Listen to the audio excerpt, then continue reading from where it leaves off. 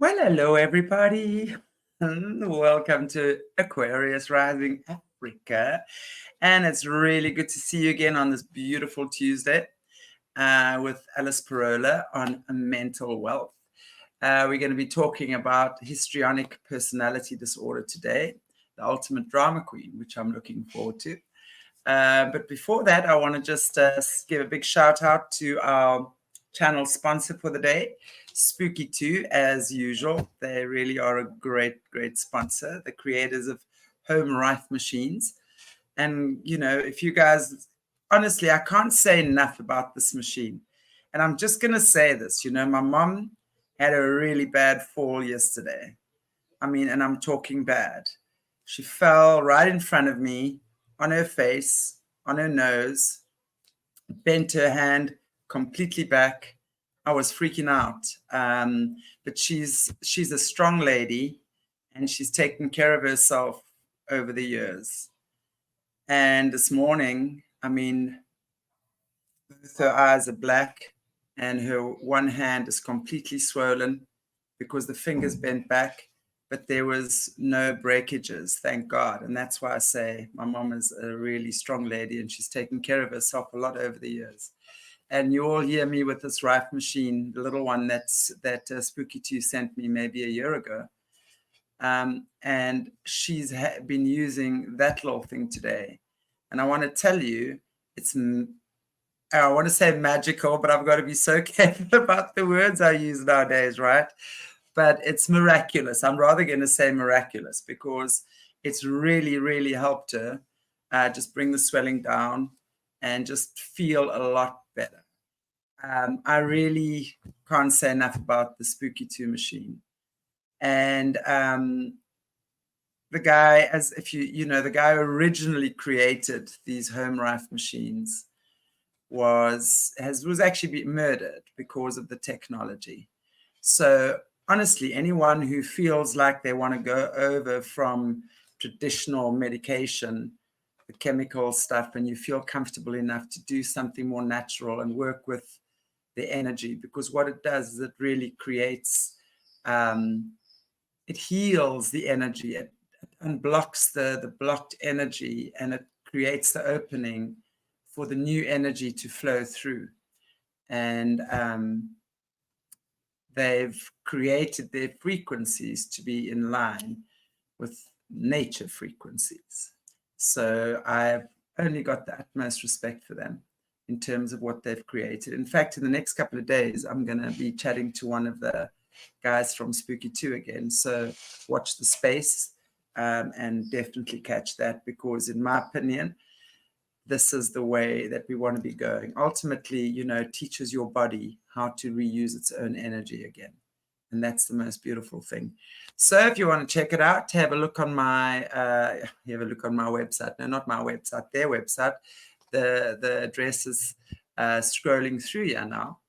And you can use my name, drop my name, for a 5% discount on your Spooky2 machine. So I'm just going to ask Morné to put up the ad for us, the testimonial, that you guys can check it out.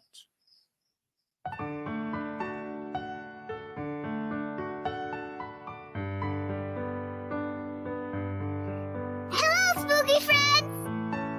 I want to tell you about Grandpa's healing machine.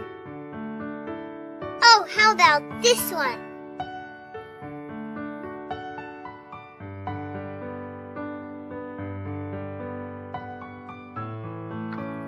Hello, this is Grandpa's cat, Timmy. And one day, he had a big thing in her eye like this.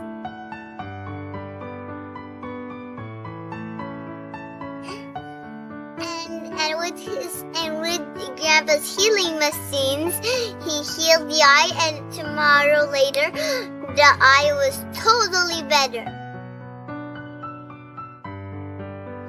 Come on, this is Grandpa's magic room. Look at all his magic.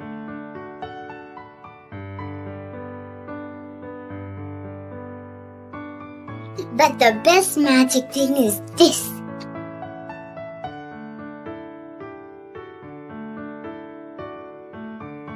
Hello, spooky friends. My name is Peter, and I would like to talk about my experience with Spooky2. I have the equipment about 2 years, more than 2 years, and I have lots of success stories.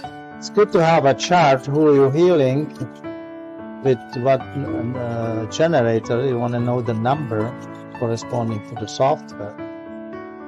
I have some disappointments, but at the end I have to say Spooky works.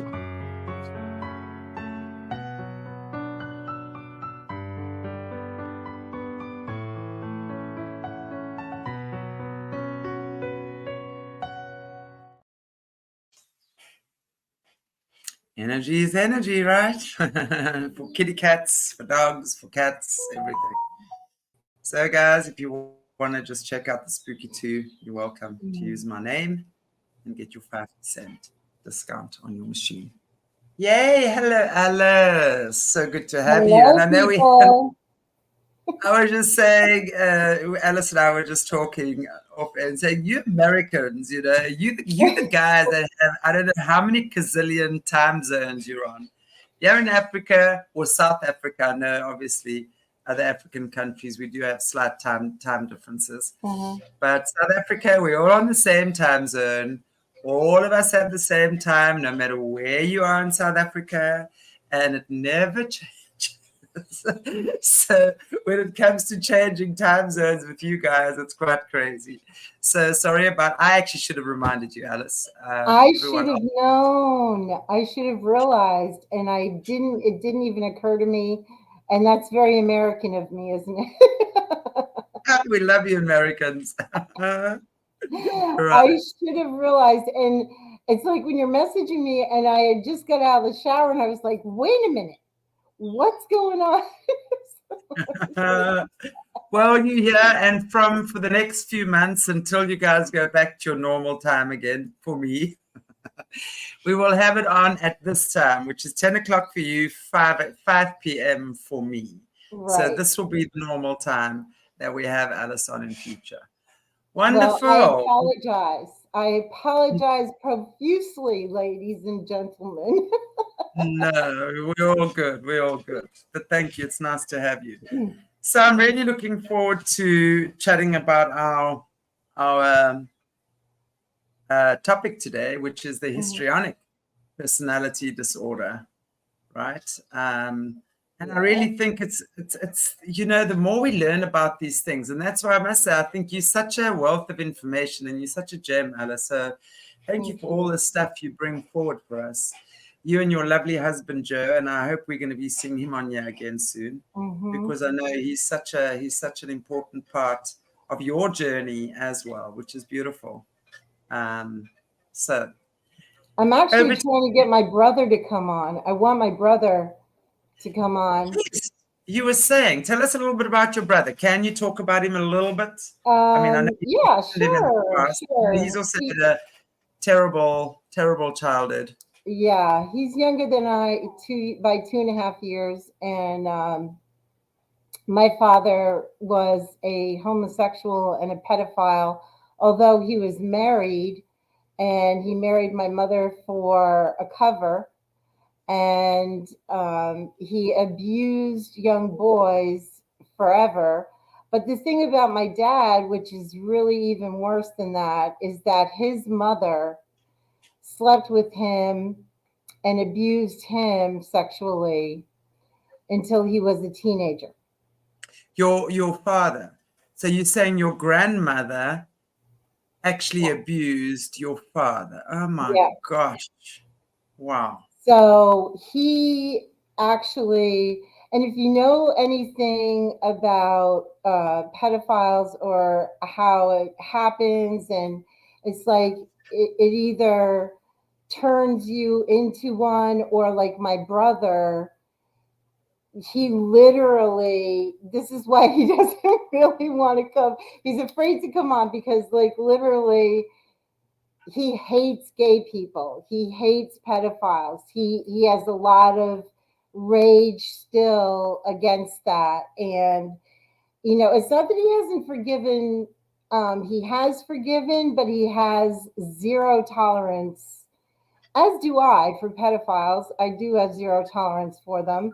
I believe you ruin a child's life, you know, there's nothing to match the horror that they go through and the violation that they go through. It's just terrible. So my brother grew up with that, and I was the whistleblower at the age of 12, at which point my family gave me up into foster care because I blew up the family. And but my brother, who did you tell what was going on, that you were absolutely given away now? Then you were completely like just abandoned, thrown away, right? Wow. Right. I told my father that I was going to turn him in to the authorities because I had caught him in bed with my brother again. And so my father said he took a machete out of the, or a huge knife out of his utensil drawer and said to the police that I was trying to kill him with it.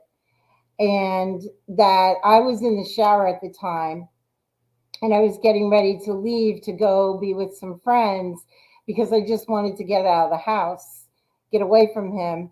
And before I knew it, the police were banging on the door and get out. And I got out and all I had was a towel.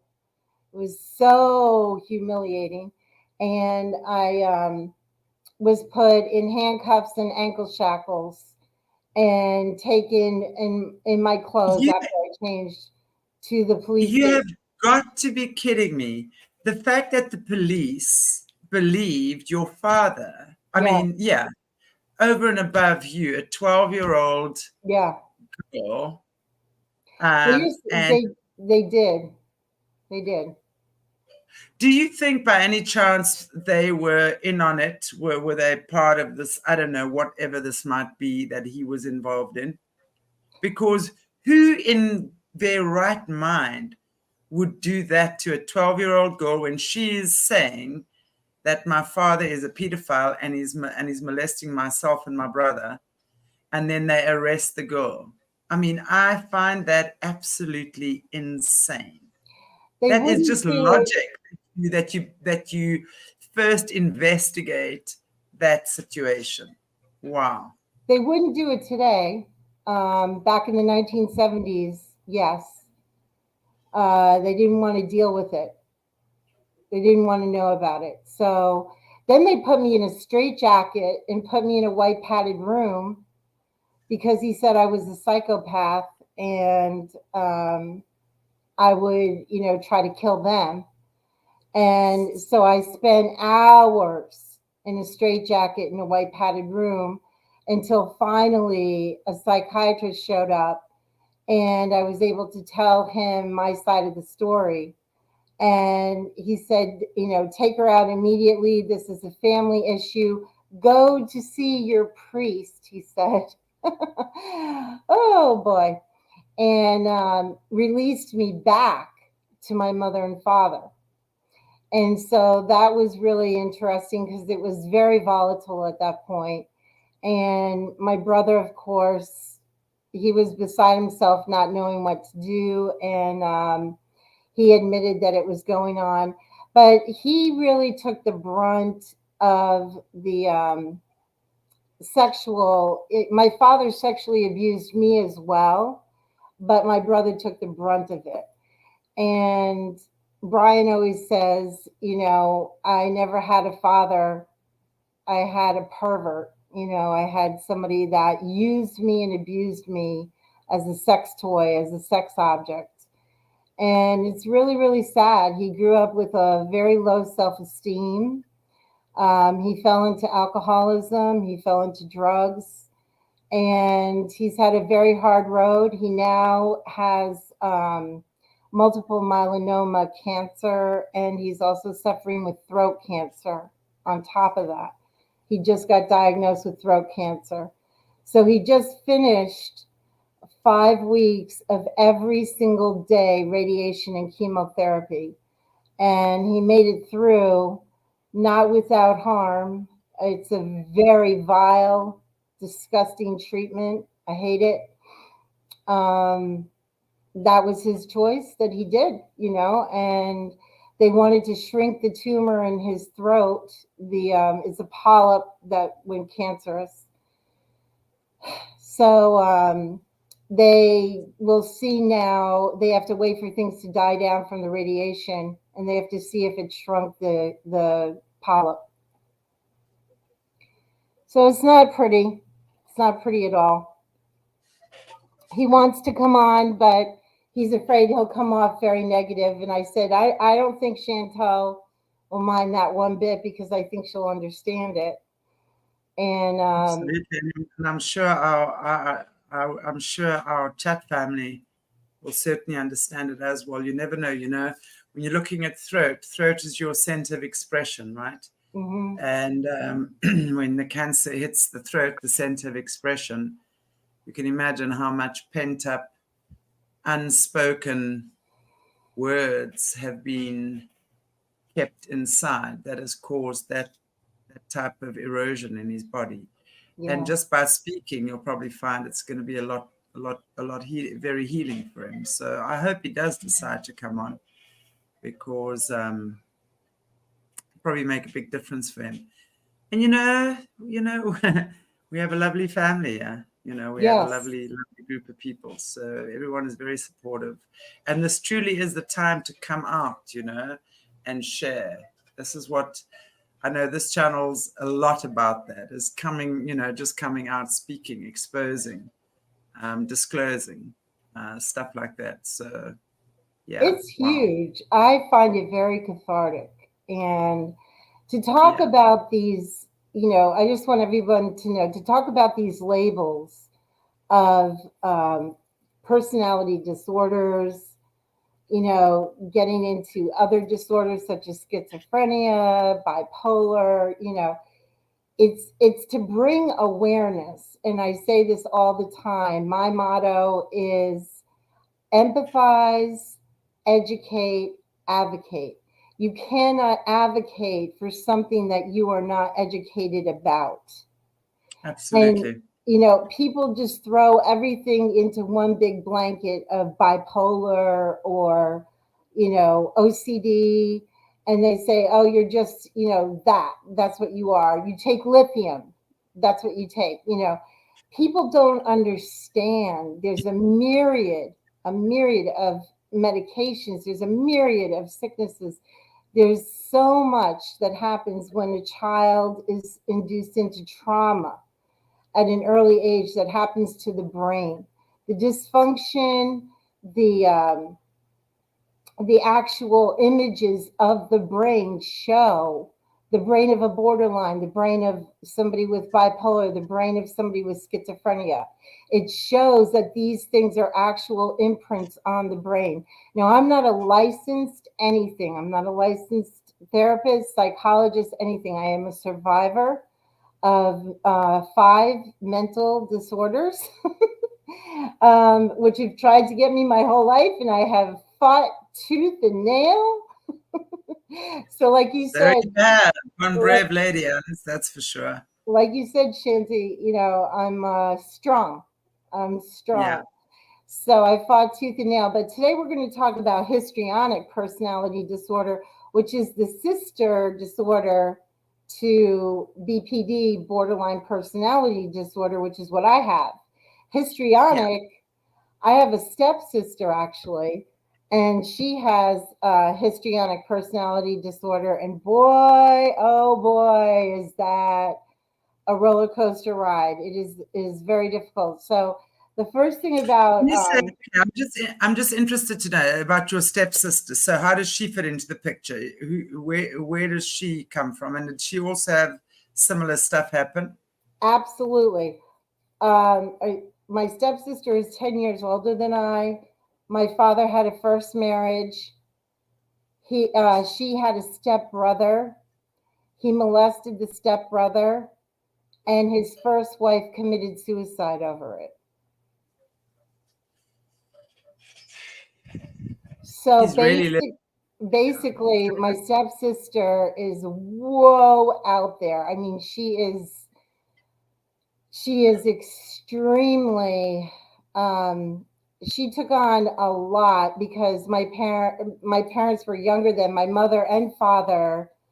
Took over after her mom committed suicide, and they used to have her sleep in the middle of the bed with them. It's just she's into a lot of stuff. She's into bestiality. She's into sadomasochistic sex. She's written sex books on sadomasochism. She's a real trip. I tried to have something to do with her. I tried to have a relationship with her, and we are just so polar opposite. I really can't. It just gets to a point, which we're going to read and learn about this today, talk about it, where you have to draw the line and set a boundary and say, I just can't take any more of this. And she was trying to turn our only daughter, who at the time was like 14 years old, onto sadomasochistic sex. And are you talking about Nikki? Yes, I am. And so we literally had to just draw a huge boundary and say, that's it. That's the end of it. She was reading to her from her book. She was trying to induct her into this stuff. And I was just like, that's it. Foot down. We're done. So when you grow up in a dysfunctional family, you learn boundaries are absolutely necessary. So. Wow. Gosh. That's just tragic. And I'm just thinking, like when you look at this whole family thing, because your father, I mean, his actions seems to have spread far and wide and created a lot of destruction in the family unit, right? But coming from your grandmother, and what about your grandfather, though? I mean, was he involved in this type of abuse as well? I never met my father's side grandparents, parents. I never met them. They passed away before I had an opportunity. And I'm actually glad that I did not get involved with them. I don't know much of anything about my grandfather. My father never spoke of his parents. He never spoke of his parents. The only way I learned it was through my mother told me. That was how I found out. Wow, and your mother was obviously a product of your father's abuse. Was there abuse on her side as well from her childhood?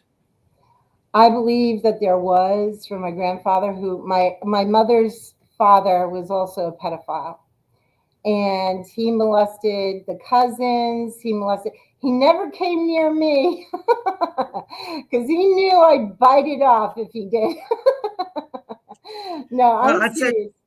It's like the kids in that environment stand zero chance of having a good, happy, normal life. I mean, I find it insane that, there's so much of this going on in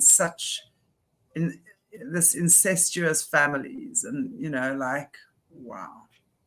See, well, Alice, I think it just highlights to me again how grateful we are to have you, because again, I say this a lot and I'll say it again, it's people like you stepping forward who really are the healers of the world, right? You've been through it all. You've literally, when I say gone to hell and back, I think you understand what I mean. In terms of that. I mean, who can imagine when you're trying to blow the whistle on your father at the age of 12 because what he's doing to your brother, that the entire police force will turn against you and put you in a freaking straitjacket. And the psychiatrist says, okay, it's a family matter. Send her back into the lion's den. Right. And see a priest. I mean, A priest. what? And the priest is probably a pedo as well, right? I mean, don't want to say that, but yeah, that's what wow. we I have mean, come to know. That's what we've come to find out. And after that, when they put me in foster care, there was nowhere to go. And so they ended up putting me in a juvenile delinquent home.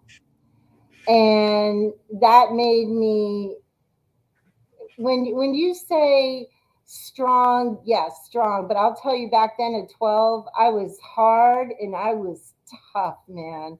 You yeah, had you to had be to be resilient, no doubt. Yeah. to survive it. And I started in the juvenile home and then went from juvenile home to foster care family, foster care. It took me, I don't know, like 8 schools to graduate. I did manage to graduate with honors, which was great, and straight A's, Oh. which was amazing. And I say that because Well, I would imagine also, you know, a lot of people that I know that have experienced abuse become perfectionists, right? They become right. these straight A students. So you really start excelling. I mean, I would imagine that would be an area that you did have control over. You know what you learned and what you read and your marks at school. So that would be an area that you would have then excelled at. So to cover all of that other stuff in your own little heart, that would have been something that you would have felt good about, because I know a lot of people who are these straight A students, these overachievers, right, have often had traumatic stuff occur to them. So you become brilliant, you become smart, you become clever, you become intelligent. Wow. See, I started in with drugs, alcohol, tobacco when I was 12, when all that happened. And in high school, junior high school, I was fully a drug addict.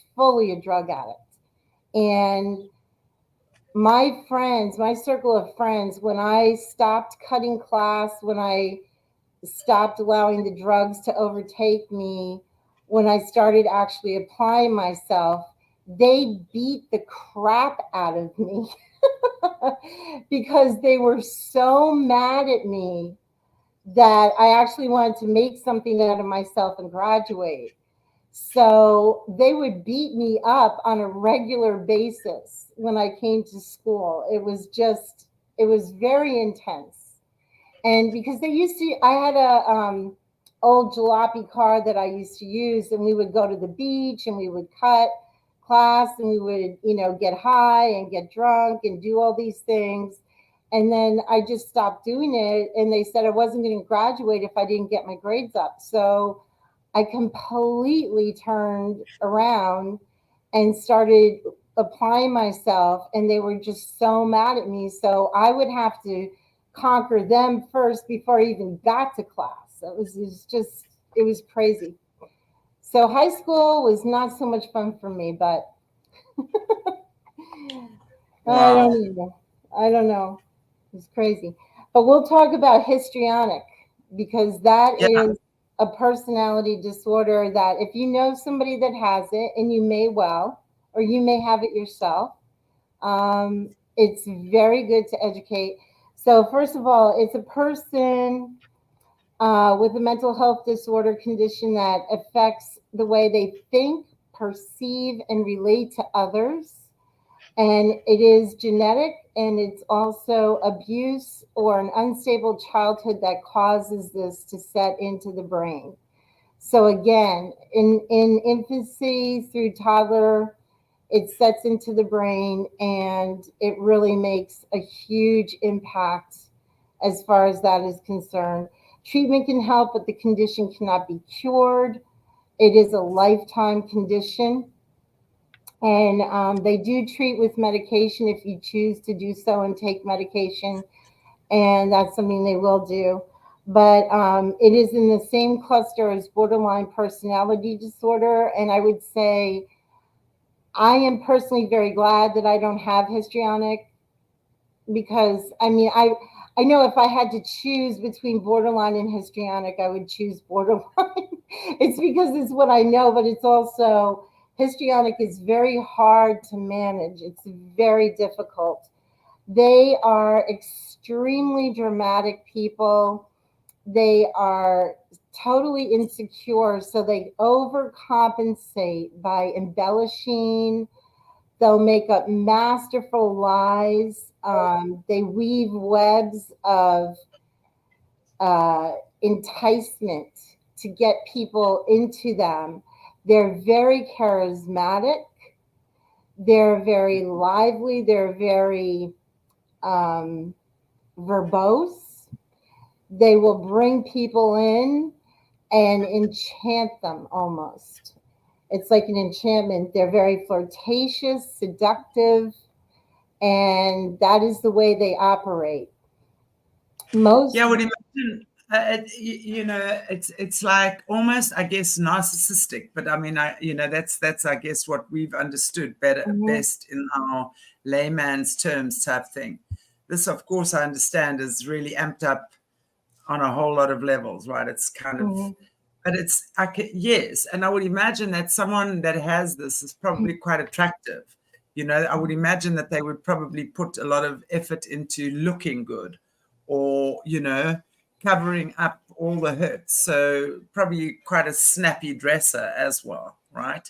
Oh yeah, absolutely. And then if it's a woman, probably with good makeup, right? Wearing good makeup, and probably like expensive clothing and stuff like that, because that would be something that I was going to save this. I was going to save this for the end, but famous historical people that have histrionic personality disorder: Richard Nixon, Hitler, Joseph Stalin, Marilyn Monroe, the character of Scarlett O'Hara in the movie Gone with the Wind, Britney Spears, Anna Nicole Smith, and Richard Simmons. Those are Richard Simmons. Who's he again? Who's Richard Simmons? He's gay, which doesn't matter. He's gay, but he was in aerobics, sweating to the oldies. A gay aerobics instructor. Right. And he is totally histrionic. Yes, he is. They may not recognize their lies as an untruth, but rather see them as necessary and create and embellish their lies as a part of their reality, which is extremely important to realize. They are compulsive liars. They will embellish, and you can't tell them that their lie is not truth. You have to respond to them with your own truth. But my stepsister would go on, embellishing and saying all these things. And oh my gosh, you go away from them and you're like, oh, wait a second, what's real and what's not? How do I get through this? And she would come up with a lot of stuff, boy, I'll tell you what. The cycle of relationship with them can involve very self-sabotaging behaviors like flirting, arguing, followed by huge efforts to regain your attention and approval. So they want your attention back, they want your approval, but they will go into a fit of rage and anger, like, spewing at you, just yelling and screaming and calling you every name in the book. And they're very self-conscious, insecure, we said that, and they will over-embellish to make up for it. And very firm boundaries need to be set with them. So if they become angry and lash out at you, there's really nothing you can do except, like I learned with my stepsister, just remain silent. There's nothing. You can't argue with them, because as far as they're concerned, it makes it very challenging, because as far as they're concerned, they're right. That's it. You're wrong. Yeah. They're right. There is no happy medium here. You're not going to come to a meeting of the minds. They're very, very hard to cope with loss or failure. If they fail at something, if they feel that they have lost something, if they feel that they have done something wrong, they will have a complete triggered come apart. They'll come right apart on you. They become bored very easily. And this can often cause them to be risk takers, and they have a very low tolerance for dealing with frustration. They love. Sorry, I want to just add this. It sounds like a 2-year-old having a tantrum. Yeah. No, but seriously, if you think about a 2 or a 3-year-old throwing a tantrum that really can't express themselves, and they just scream and want and whatever the case might be, I would imagine this in an adult form is probably what you would be dealing with. Someone who has no understanding. They've just kind of lost perspective, right? They've been so triggered by whatever the situation is that all they can think about is what's going on in their reality right now. And that's all that matters. Like a child, their world revolves around them until they realize, well, there are people that I need to share with, right? And that would be in a normal environment type thing. But that to me is just sounding like this. And that's such a crazy thing when you're looking at adults behaving like a 2-year-old, because no doubt, anyone with these types of personality disorders, I don't like to use that word, but because it sounds insulting and I don't want to sound it like that. So, but you know what I mean? Their emotions have been stunted. Absolutely. So there's no emotional maturity, and anything is like this meltdown and this complete crazy ass drama, as you say, the ultimate drama queen. So it's me, I know what I feel like sometimes when I get triggered by things. Hey, I want my way too, right? But I quickly realize, okay, let me step back and let me get some perspective and let me see what's what in the pot here, right? But someone who has no boundaries, has never been taught, okay, if you deal like this, then you get that. Like, bad behavior is not rewarded, or stuff like that. Go and sit in your timeout, breathe. Here's breathing exercises. Here's breathing techniques that you have to do that's going to calm you down. Stuff like that, like you do with a child, Absolutely. Because children will take on their parents' environment. They take on what's happening in the home. And when you as a parent can say to your child, let's say your child is acting in an angry way or something, put them in the timeout corner and say, okay, let's breathe. And you teach them breathing techniques. So when you feel like that, let's breathe. You see, so now they've got a tool that they can work with. So there's no tool. So you've literally got to take an adult who has got all these things ingrained for so many years, over and over and over and over, etched in their mind, and all they know is trauma. Right. So now you've got to try and work with an adult who's got this 2-year-old mentality, and it's not fitting. It's crazy, and it's crazy to think how many people in the world have had these types of traumas and are obviously quite heavily medicated to try and just help them to function normally in the world, right? Where they can hold down a job or a business or be a parent or whatever the case might be. Wow, it's crazy, man. A lot of histrionic personality disorder persons have been violated, sexually molested. They will use sex as a tool of flirtation. They cheat on their spouse or their, boyfriend, girlfriend a lot. They will bring other people into the mix. Think of Marilyn Monroe. Do you remember the video? Did you ever see the video of her singing Happy Birthday to President Kennedy? Mr. President, sounding like a little girl. Happy birthday. Happy birthday, Mr. President. Yeah. She is personified. God bless her. She had such a trauma childhood. And they would take her. We got to do a show on Marilyn Monroe one day. She was fascinating. I'd love that, actually. I'd love to do a show on Marilyn because character. She was in and out of psychiatric wards like a revolving door. And they would hide it from the public. But she was really in and out of psychiatric wards just constantly. And, you know, she was very... Isn't it interesting with Britney Spears as well, right? Because Britney Spears, when we're looking at her now, also this little girl, right? This little girl type cutesy way about her. And I mean, okay, a lot of people saying this is not the real Britney. I don't know, and I don't care. It's still the image of what we're seeing right now, and what she's doing. These crazy Instagram reels that she's doing, you know, completely. You can see the poor girl is complete. She's lost the plot, right?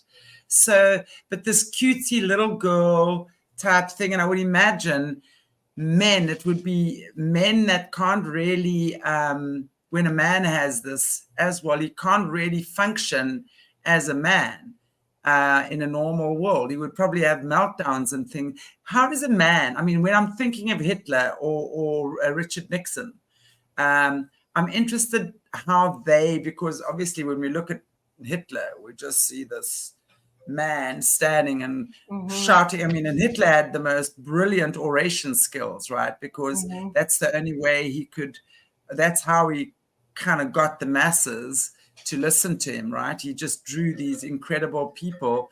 And if you look at Marilyn Monroe, her sex appeal, right? She had every man lusting after her. Look at Britney Spears when she was 16 years old. I remember a young girl dancing in this tight red outfit. I remember that so clearly.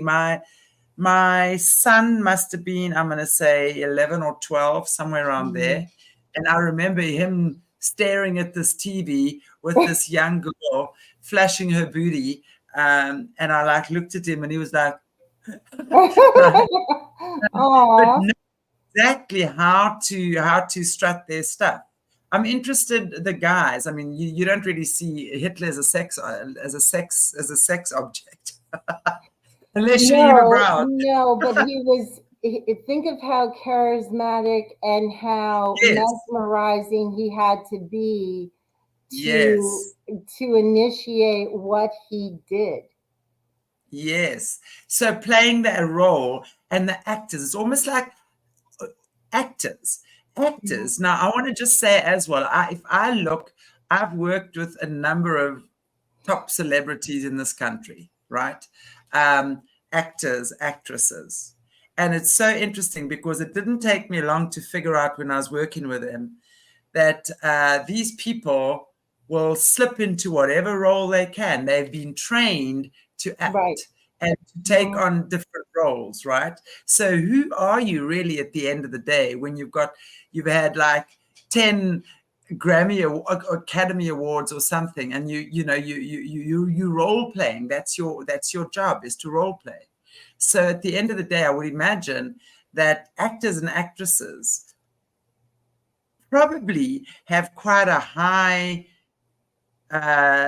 capacity to have that. Yes, I'm just thinking. Another one is Miley Cyrus. She's good girl. She's another one. They're creative. They're literally parents, specifically. They call them, stage parents or, dance mom or whatever, who's ever training them up, teaches them to use sexuality and exploitation and exaggeration to put themselves out there like that. That's what they're taught, even if it's like subliminally. Exactly. It's like, Marita, what you're saying, both Marilyn and Britney had sex. Yeah, I mean, we understand Hollywood is CIA, right? So whether you're an actor or an actress or a movie or a musician, and you used as a puppet by the cabal, invariably you've had some type of programming, MK Ultra program, whatever. But along with that comes a lot of abuse. So there's a lot of that, as you say, that role playing, moving in and out of different characters. So you never know who you're really dealing with. I remember I was the way I lost my virginity was I was raped when I was 12 by a high school boy. And I had actually led him on. Now I'm borderline, not histrionic, borderline. So you still use sex as what I call a tool or a weapon. But I remember what happened was when I was in the foster homes, the only way that we could get physical affection and love was to have sex with each other. And we would literally all be in the bed at the same time. It was like an orgy. It was just crazy. But the physical touch was craved so badly that we just couldn't help ourselves. We were starved for Yeah, affection. And if you look at these histrionic people, they're starved for attention, absolutely. affection. That's Mm. exactly what's happening And to that's them. the only way they would know how, because that's, I would imagine, from a very young age, you as a girl, you're taught to please daddy or Correct. grandpa or all the friends. And Right. that's when you get the, when they smile and are kind and nice to you, is when you sexual with them.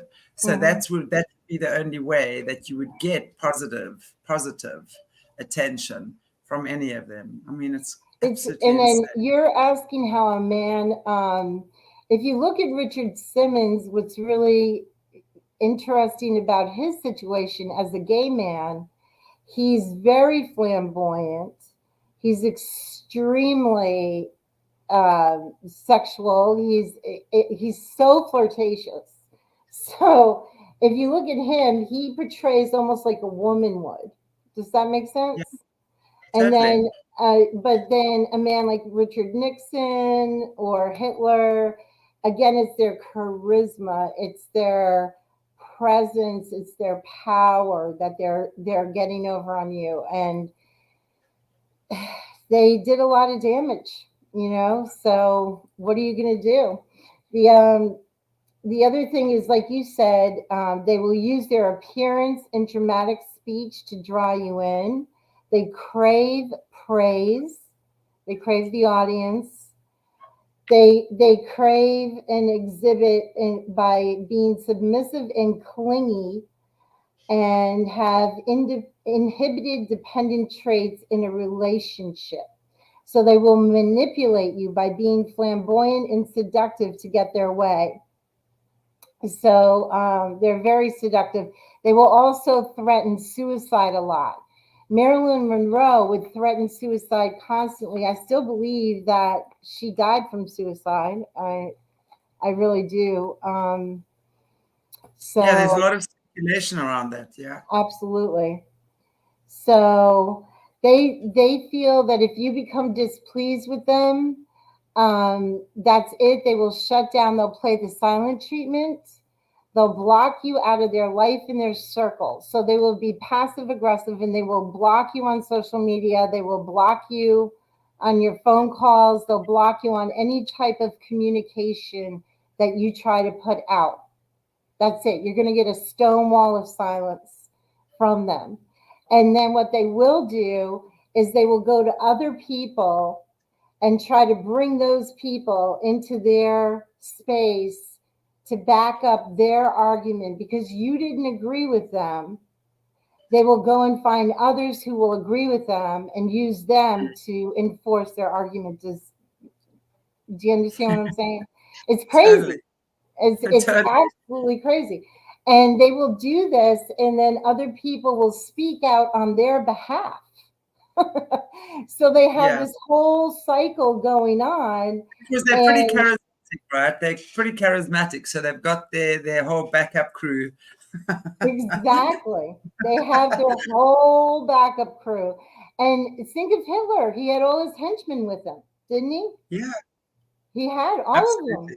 They were Absolutely. all his people, you know? Yeah. And so that's another thing. And the relationship can be very emotionally draining. It can negatively affect your personal peace, your peace of mind, and your mental health. And if this toxic pattern of behavior does not improve in spite of your attempts to change it, it may be time to consider, like with my stepsister, walking away from the relationship. And because they will be so triggered and emotionally dysregulated that you just can't cope with it. It's always a drama going on. And I also used to have a friend like this, and it was constant drama. She would call me. It was constant drama. Driving the car 60 miles an hour. I'm going to jump out of the car, Alice. I'm going to do this. I'm going to do that. It was constant drama. And then she would bring other people in to support her stance on that. Wow. And finally, I just said, you know what, sweetie, I got to back out of this relationship. It's not healthy for me. It triggers me too much. And I just can't do it. Just can't do it. So, yeah, I mean, when you're saying that it's pretty much incurable, are you saying that the only way that you can use it is the only way to manage it, rather, is through meds? Is that what you're saying? Medication, therapy, self-awareness, they have to want to be healed. Any single person that has, and it's okay to call it a mental disorder, it is a disorder of the brain. So any person that wants to be healed has to learn how to manage their symptoms. For sure. If they do not, you cannot personally manage their symptoms for them. Yeah, absolutely.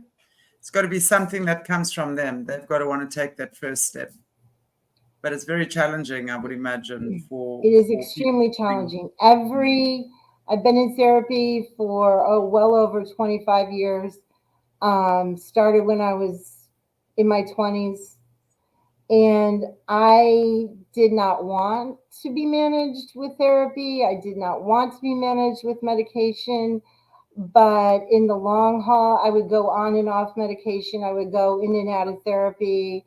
I would throw fits of rage. I would, just try to go against it as much as possible in the beginning because I wanted to maintain me. I didn't think anything was wrong with me. It was everybody else had the problem. Everybody else was the problem, not me. So it took me a long time to realize that the common denominator was myself. Wow. Well, I think, the more we talk about these subjects and the more we bring it to the fore, and I mean, I'm really enjoying what's happening. Also, just looking at people in the chat who've obviously had similar experiences with other friends or no doubt themselves.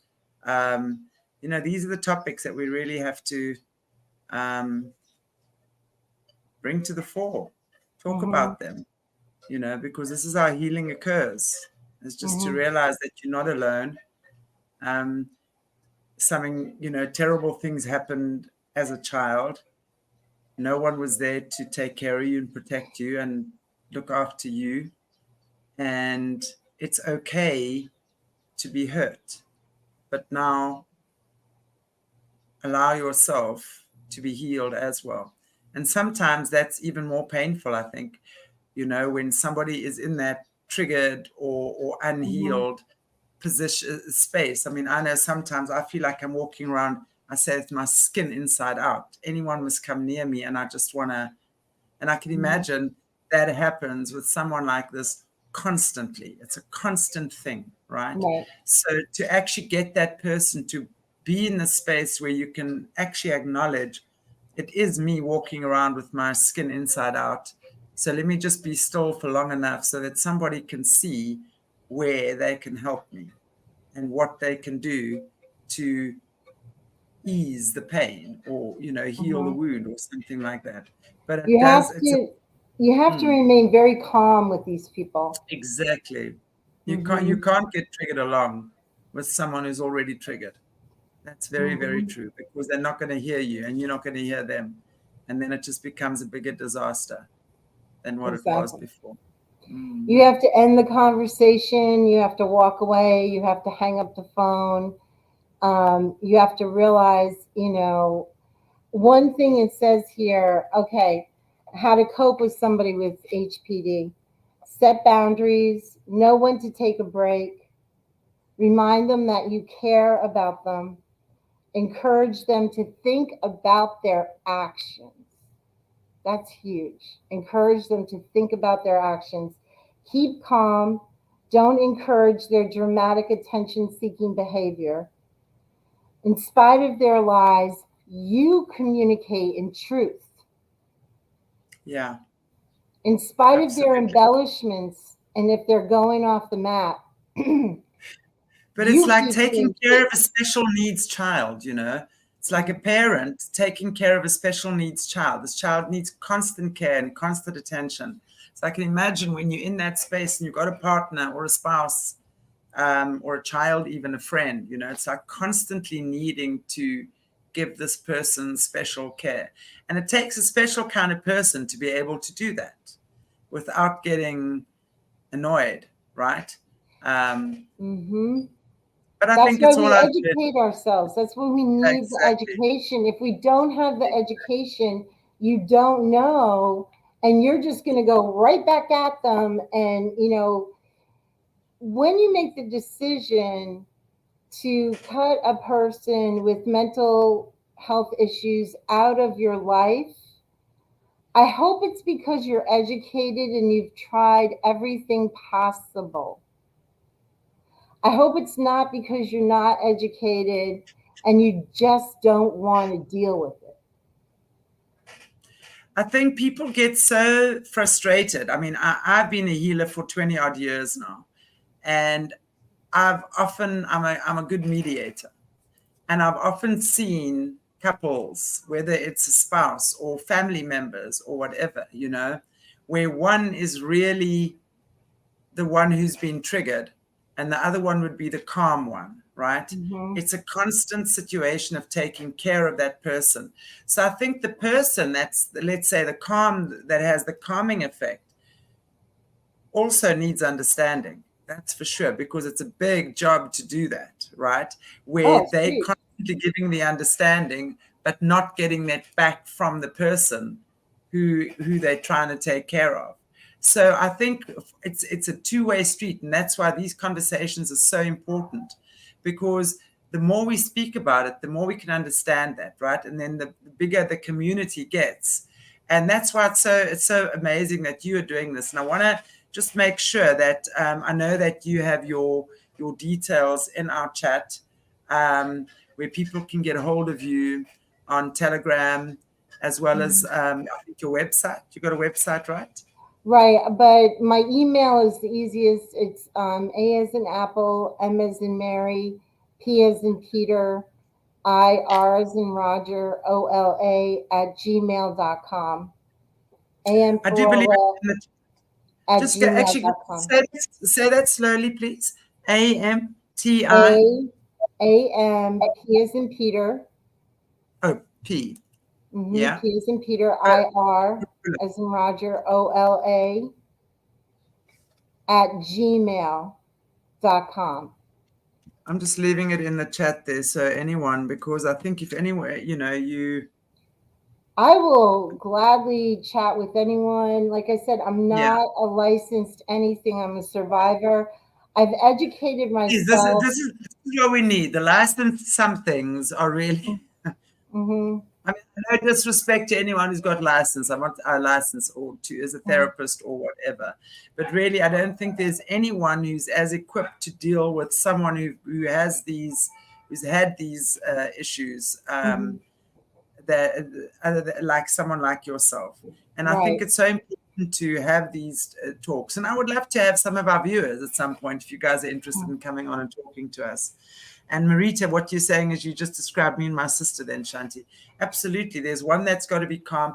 And I see this a lot, because the person then that's taking care, that becomes the caretaker, really has no life at the end of the day as well. It's like a prison for them as well. It is. So unless you're learning how to work together, and unless both parties are actually choosing to participate in the healing process together, because it's never just about one person learning, it's both.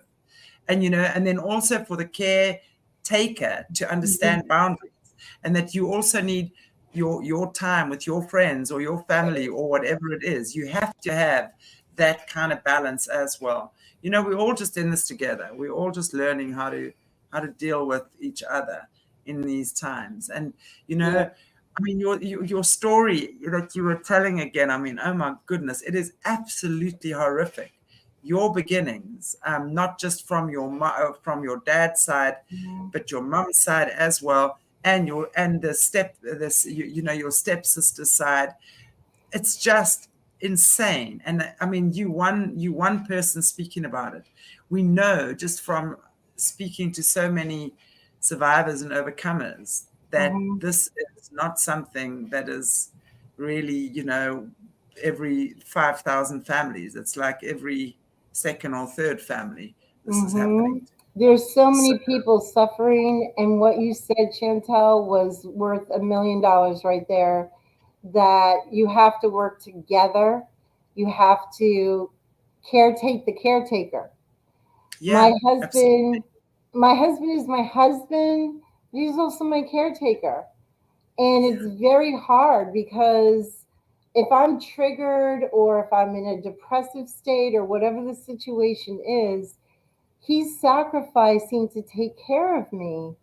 And, that is huge. I am so blessed to have somebody like Joe. But it took us years and years and years of therapy that he attended with me also. He went to therapy. I went to therapy. We went together to therapy. So it has to be a joint family effort that everybody's working on the same page. It really does. Absolutely. Yeah. And I think then through the therapy, you've understood as well the sacrifices that Joe's made, but through your healing, you've been able to also give back to him in other ways, right? Absolutely. Which is really beautiful. So you take care of each other, and it's just a lovely healing relationship. And I mean, I got to say, bless Joe. Joe's a honey. And your daughter Nikki as well. She's such a sweetie, really, really. She's beautiful, and she's just come a long way with in the situation as well. Yeah, well, thank you so much for allowing us to be a part of your channel and to share this vital information. Thank you for being part of it. It's just so important to be able to talk about these things. And that's why I say, more and more of us who start speaking is healing. I'm a healer, and that's really what it's about. So I love to see people talking, because getting that out, as you say, your brother with his throat cancer now, never spoken, carrying that resentment in the part where, and in expressing, or when he expresses, it's hatred or frustration or resentment, which is also toxic, right? That energy is like acid, so it like literally eats away at your cells, and that's what gives us these issues. I'm praying that he will come on with me next week, not next week, the week after, following week. I'm praying too, so that he would do that, because I think he could also be he would really be able to be a great example, and for many, just like Joe and now your brother can come and share his story with us. Absolutely. You will see it's a lot of support, and once people start seeing that, they start realizing just how important it is. So, wow. Bless you, Alice. Thank you. Thank you. And, okay, everybody. Wow. Alice, I really enjoyed our chat today, and thank you so much to everyone in our little chat community. Yeah. Thank you so much for joining us. And I am starting my dry fast in 20 minutes. And I hope you're joining us on the dry. And I just want to say thank you to everyone who's joining us on our dry fast. And I say this before, and someone next to me is now wanting to sell their boat, so their boat's being started. In the background there, engines going. Anyway, so what I want to say is, like, we every Tuesday at dusk until Wednesday at dusk, And that was something that Caleb Jade started. I actually started doing with Caleb Jade because he does that, and he started doing that. And I must be doing it for maybe 6 weeks now. And I want to tell you, this dry fast is phenomenal because it really, really, as I always say to people, I enjoy fasting, but I've always had plenty of water, as much water as I like, you know. So when the hunger pangs set in, you just drink like 500 mils of water, and then you're fine, you know. And it's also, I mean, yes, of course, for me, fasting is always a spiritual thing. You know, you're looking to be a clearer conduit, basically, for the voice of God. Yeah. And the more of us who are doing it together, it becomes more powerful, you know. So we're looking at, you know, many people have joined our fast. So my fast, and I know I'm ahead of you all, starts in like 20 minutes. So I'm going to finish my water. And it's really cool. So I hope every week we're going to get more and more. And even if you can't do the dry fast, you know, just start with even half a day, you know, even if it just starts like, even if you can manage until lunchtime. It really is, you know, the small hunger versus the great hunger. Because when you can break through that small hunger, which is your belly, getting the food in your belly, and then you access the great hunger, which is your sense of purpose or your sense of divine wisdom. That's what you tap into. And then you bring that into your being, and that becomes the order of the day then. And the more we do that, the easier it becomes. And, you know, when two or more of us are joined in doing this, it becomes a very powerful thing for humanity, for each other, you know. As Ram Dass says, we're all just walking each other home. Aren't we just? Yes. Yeah. Thank you, Alice. Thank you, Really, Sean. really appreciate you. And I know you like to end off in prayer, so why don't you end off in prayer for us today? Okay, absolutely. Yes. Heavenly Father, we just thank you so much for Chantelle. We thank you for this platform, ARA. We thank you for Morné. We thank you for them giving opportunity for people like me to find our voice and use our voice to help others and to educate others, no matter what the topic may be. Each one of her guests are very individual with their stories, Lord. But you know that they bring them for such a time as this to educate, to help people empathize, educate, and advocate on behalf of whether it's trafficked children or whatever it is, Lord, or mental health issues. It is something that we have to bring to the table to discuss. And through discussion, Lord, through talking about it, through bringing the truth out into the open, it says in your word that the truth sets us free. So thank you, Chantelle, and just bless her channel, Lord. Multiply it. Bless it, bless it, bless it, for allowing the truth to set us free here on ARA. In Jesus' name we pray. Amen. Amen. Amen. Thank you. Thank you. Thank you for joining us today. And I will see you. We've got Double Dose Jesse tomorrow. Okay. Again, my time is usually 1:30, but we're moving to 2:30 and a little bit later. But just check the notice board, the schedule. Okay. You know, guys will be able to then see. I know with our time changes, I don't know where your time changes in the world. I'm sorry about that again. Okay. All good. Hang on, I want to just get the little thing. And again, thank you so much to our Patreons who look after us. Without you, the nuts and the bolts of our channel would not be taken care of. And Alice, I know you're one of our Patreons as well, so bless you too. God bless you, everybody, and we'll see you tomorrow. Bye, guys. Take care. Bye-bye.